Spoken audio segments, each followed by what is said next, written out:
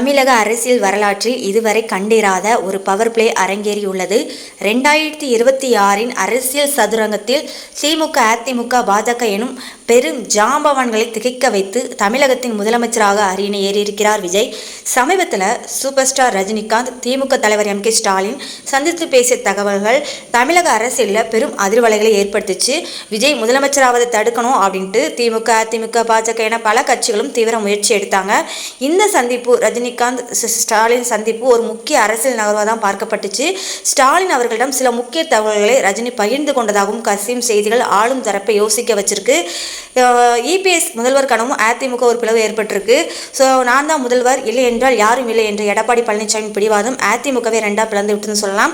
திருமாவளவன் அவர்கள் ஒரு பேட்டியில் கூட சொல்லியிருந்தாங்க, திமுக அதிமுக கூட்டணியில் தான் முதல்வர் ஆகணும்னு சொல்லியிருந்தாங்க. நான் அதுக்கு மறுப்பு தெரிவிச்சிட்டேன், நான் அதனால் டிவிக்கு ஆதரவு கொடுத்தேன் அப்படின்னு சொல்லியிருந்தாங்க.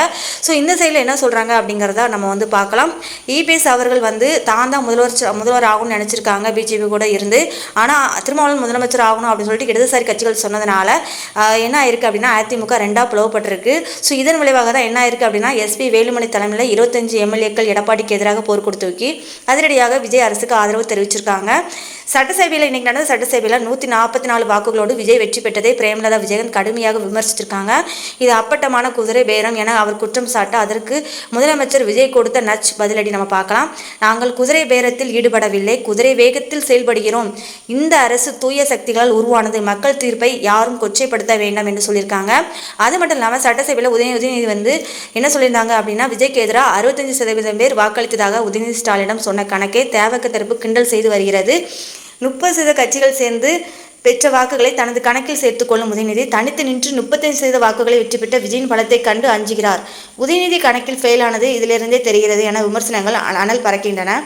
ஸோ இன்றைக்குள்ள சட்டசபை வாக்கெடுப்பில் பார்த்தீங்கன்னா விஜய்க்கு ஆதரவாக 144, எதிர்ப்பு 22, நடுநிலை பார்த்தீங்கன்னா 5, வெளிநடப்பு பார்த்தீங்கன்னா திமுக 59. எதிர்ப்புகள், ரகசிய சந்திப்புகள், குதிரை பேரம், புகார்கள் என அத்தனையும் தாண்டி தமிழகத்தின் புதிய முதலமைச்சராக விஜய் தனது குதிரை வேக ஆட்சியை தொடங்கியிருக்காங்க. கோட்டை இப்போது புதிய முகத்தை கண்டுள்ளது.